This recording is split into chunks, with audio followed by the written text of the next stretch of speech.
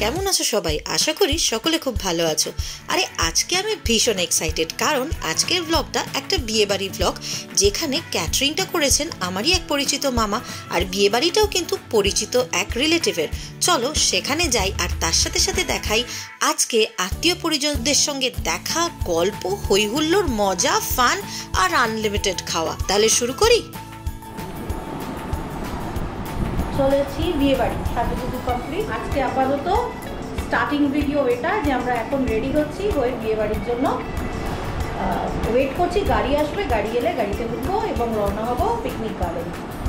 তো চলো এখানেই স্টপ করে ভিডিওটা, বিয়ে বাড়ি যাওয়ার পথে আবার তোমাদের সাথে কথা হবে। অনেক অপেক্ষার অবসান ঘটিয়ে প্রায় 1 ঘন্টা পর এসে পৌঁছলো আমাদের গাড়ি। আমরা একটু কনফিউজড আর টেনসড হয়ে গেছিলাম, ভাবলাম বোধহয় আজ আর বিয়ে বাড়ি যাওয়া হবে না, কারণ বিয়ে বাড়িটা অনেক দূর, সেই পিকনিক গার্ডেন, আর আমি থাকি বালিতে। তো চলো আলটিমেটলি কিন্তু ঠাকুর ঠাকুর করে বেরিয়েই পড়েছি। রাস্তা দেখতেই পাচ্ছ, এখন আমরা রয়েছি হাওড়া ব্রিজে, হাওড়া ব্রিজ ক্রস করছি। অফিস টাইমের ভিড় তো বন্ধু থাকবেই, সেই ভিড় পেরিয়ে ঠেলাঠুলি করেই প্রায় আমরা এগিয়ে গেলাম, আর আস্তে আস্তে পৌঁছে গেলাম বিয়ে বাড়িতে। তো এই রাস্তাটা যেটা দেখছো, এটা এখন আমরা রয়েছি কিন্তু একদম মেইন কলকাতা, যেটাকে তোমরা ধর্মতলা বলে চেনো। ধর্মতলা বরাবর আমাদের গাড়ি ছুটতে থাকলো তার সর্বোচ্চ গতিতে, আর রাস্তাগুলো দেখেছো কি সুন্দরভাবে সাজানো, দেখতে তো দারুণ লাগছিল। তোমরাও একটু এনজয় করো। বিয়ে বাড়িতে পৌঁছে তোমাদের সাথে আবার কথা বলা শুরু করছি।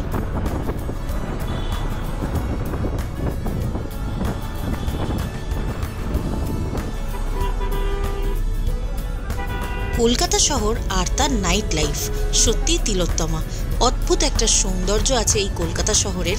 যারা রাতের কলকাতা দেখেছো তারা কিন্তু আমার সাথে একমত হবেই। অবশেষে পৌঁছে গেলাম দিলীপ গার্ডেন পিকনিক গার্ডেনে। এইখানেই আজকে বিয়ে বাড়ি।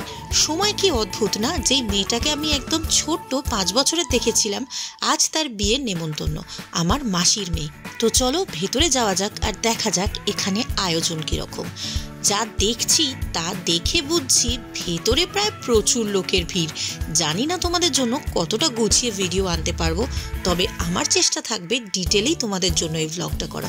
দেখো ঢোকার মুখেই কিন্তু খুব সুন্দরভাবে প্রত্যেককে তিলক পরিয়ে এইভাবেই ওয়েলকাম জানানো হচ্ছে, যেটা আমাদের বাঙালিদের ট্র্যাডিশন। আমার কিন্তু এই বিষয়টা বেশ ভালো লাগলো। একদম অন্যরকম একটা বিয়ে বাড়ি, তাই না? ঠিক আগে যেরকম মানুষকে সম্মান জানিয়ে আমন্ত্রণ করে আসা হতো, সেই ফিলটা যেন ফিরে পেলাম। ঢুকে এই সামনে যে বড় এরিয়াটা, এখানেই কিন্তু ডিনার সার্ভ করা হচ্ছে, যেটা বাফে সিস্টেমে হচ্ছে। আর আজকের ক্যাটারিংয়ে আমারই এক মামা রয়েছেন, যেই ক্যাটারিংয়ের নাম ফ্রেন্ডস ক্যাটারার। আর দেখতেই পাচ্ছ তো, ভেতরে ঢোকার সাথে সাথে আমার ভাইকে দেখতে পেলাম 2 হাতে ভর্তি করে প্রন টেম্পুরা ফ্রাই স্ন্যাক্স নিয়ে ঘুরে বেড়াচ্ছে। আর আশেপাশটা দেখো, এই যে এইখানে বিয়ের মণ্ডপটা অ্যারেঞ্জ করা হয়েছে, যেখানে কনে বসবে এবং পাত্র বসবে, বসে বিয়ের অনুষ্ঠানটা অনুষ্ঠিত হবে। দেখি যদি খুব ভিড় না থাকে তোমাদের জন্য সেই বিয়ের ব্লগটাও আমি করার চেষ্টা করব। আপাতত দেখিয়ে দিই স্ন্যাক্স কি আছে। স্ন্যাক্সে দেখতে পাচ্ছ প্রন টেম্পুরা ফ্রাই আছে, ড্রাই চিলি চিকেন আছে, একটা ভেজিটেরিয়ান স্প্রিং রোল ছিল, আর তার সাথে সাথে ছিল বিভিন্ন ধরনের সস। আমার ভাই দাঁড়িয়ে পড়ে আমাদের সকলের জন্য এক এক করে স্ন্যাক্স নিয়ে নিল। এনভায়রনমেন্টটা কিন্তু ভীষণ সুন্দর। স্ন্যাক্স খাওয়ার পর আমরা গেলাম একটুখানি মকটেল এনজয় করতে, আর মকটেলের যা ভ্যারাইটি ছিল সে তো আর বলার নয়। কিন্তু আমি অ্যাজ ইউজুয়াল নিয়ে নিলাম ভার্জিন মইতো, আর তার সাথে সাথে ট্রাই করলাম আরও একটা জিনিস, যেটার নাম হচ্ছে রেড চিলি মকটেল।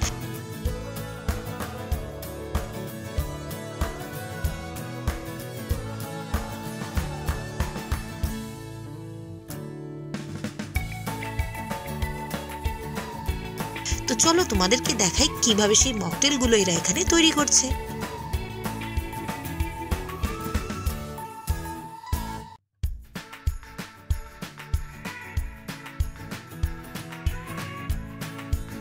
আমার মতো কারা কারা বিয়ে বাড়ি যেতে ভালোবাসো আমাকে একটু কমেন্ট সেকশনে জানিও তো। আমার যেন বিয়ে বাড়ির প্রতি একটা অদ্ভুত ভালো লাগা। আমার হাজব্যান্ড বলে আমি নাকি বিয়ে বাড়ি কোনো রকমভাবে মিস করতে চাই না। তো তোমরা কারা আমার মতো বিয়ে বাড়ি সেজে গুজে যেতে ভীষণ পছন্দ করো, একটু জানিও।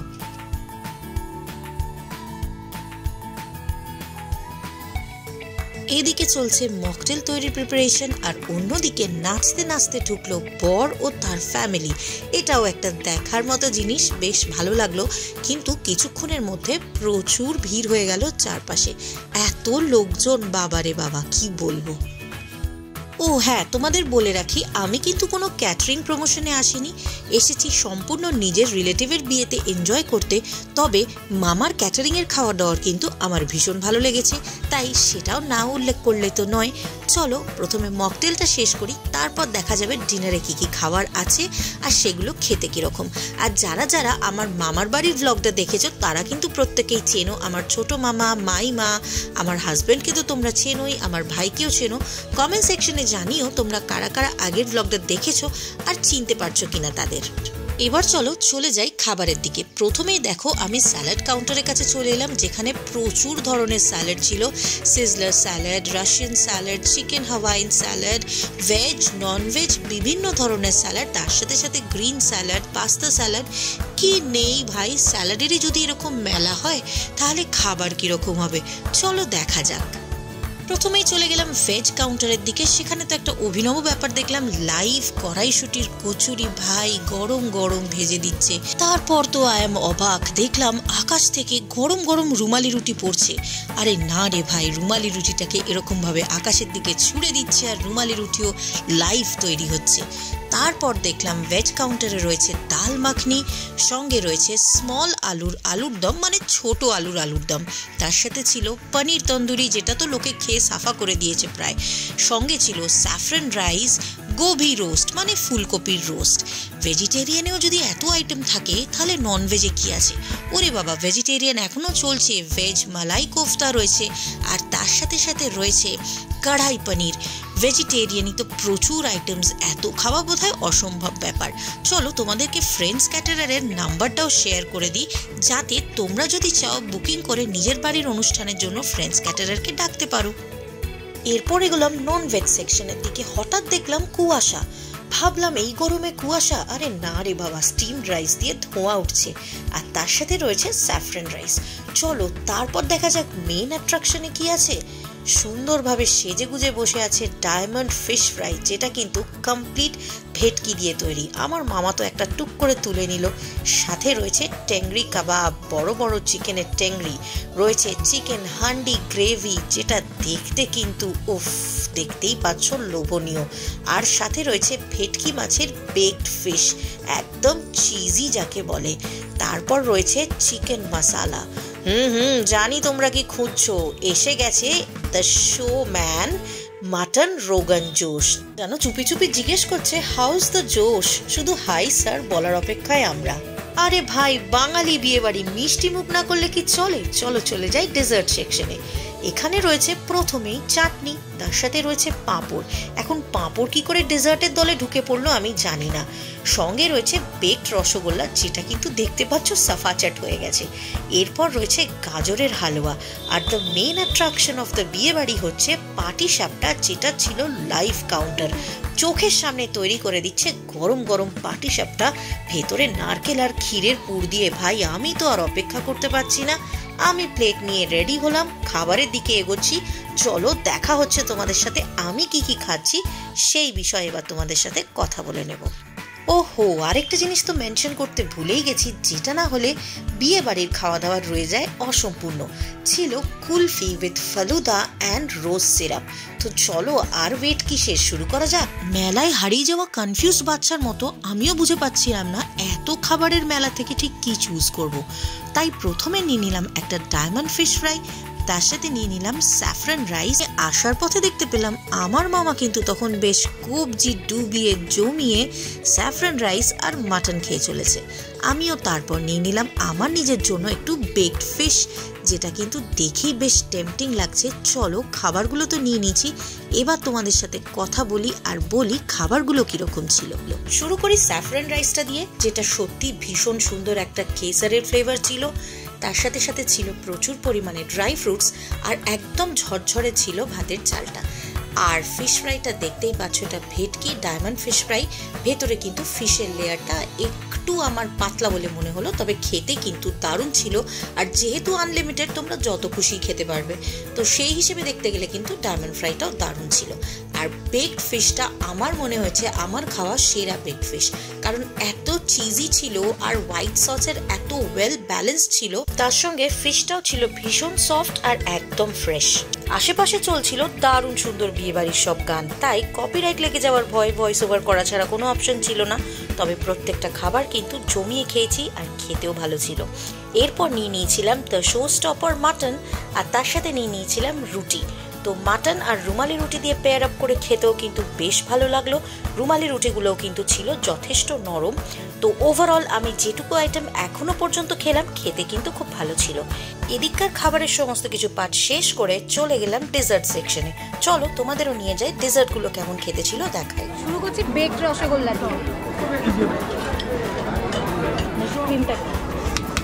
Thank you. গাজরের হালুয়া সামনে দিয়ে দেখো। Thank you.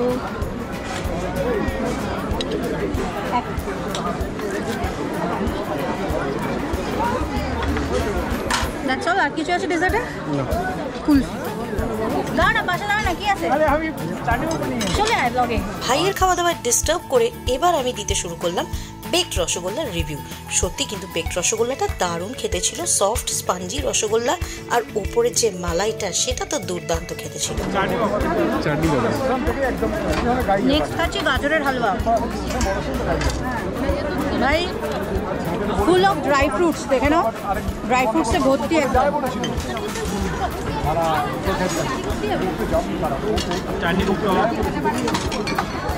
চাটনি পাপড়ের রিভিউ হতো। চাটনি খুব টক লেগেছে। পাপড়টা মুচমুচে। পাপড়টা ওই খাকড়ার মতো খেতে লাগছে কি?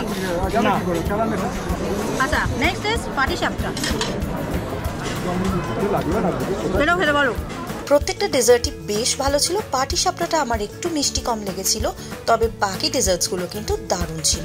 এবার বলে নিই, যারা যারা আমার ব্লগ রেগুলার ফলো করছো তাদের জন্য কি অফার আছে। যারা আমার নতুন সাবস্ক্রাইবার এবং এক্সিস্টিং সাবস্ক্রাইবার, তারা প্রত্যেকে যদি আমার আগামী 10টা ভিডিওতে কমেন্ট করো এবং বেশি বেশি করে শেয়ার করো, লাইক করো, আর সেই স্ক্রিনশট শেয়ার করো আমার Facebook page taste and travel with শর্মিতে, তাহলে তোমাদের জন্য থাকছে একটা বাফে এনজয় করার সুযোগ। এবং আমি প্রত্যেকের নাম লটারির মাধ্যমে সিলেক্ট করে নেব। 10 জনকে সিলেক্ট করব এবং সেই 10 জন আমার সাথে যাবে একটা বাফে এনজয় করতে। তাই এই সুযোগটা কিন্তু মিস করো না।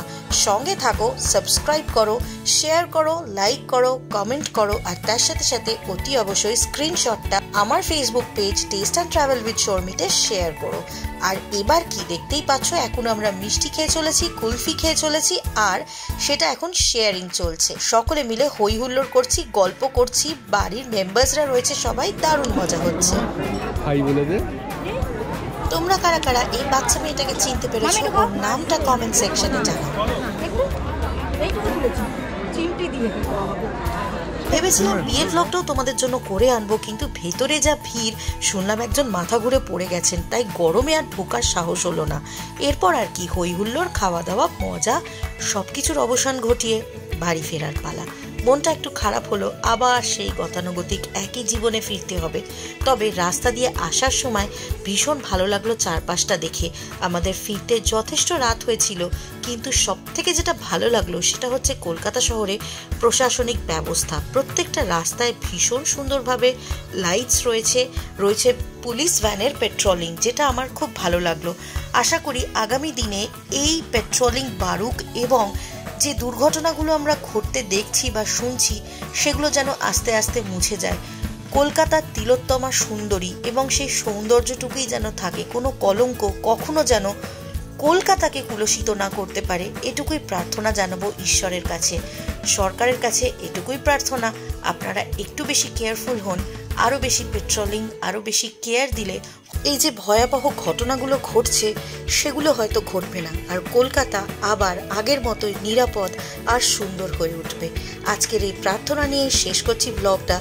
সকলের আশা করি ভালো লেগেছে। যদি ভালো লাগে তাহলে আমার এই channel test and travel with Sharmi অতি অবশ্যই সাবস্ক্রাইব করবেন আর তার সাথে সাথে কমেন্ট করে জানাবেন আপনারা আর কি কি ধরনের ভিডিওস দেখতে চান।